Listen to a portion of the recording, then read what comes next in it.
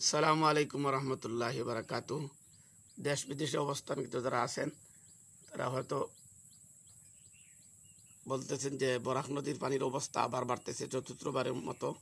আপনার বরাক নদী যেটা বাংলাদেশের পূর্ব সীমান্তে জকিগঞ্জের শেষ সীমান্তে আমশিদ গ্রামের আপনার 3 নদীর মোহনা বরাক এবং সুরমা এবং কুশিয়ারা, এই দেখেন আপনার কুশিয়ারা নদীর পানি, আর ওই সোজা হচ্ছে বরাক নদী এবং ওইটা হচ্ছে আপনার সুরমা। আবারও পানি বাড়তেছে।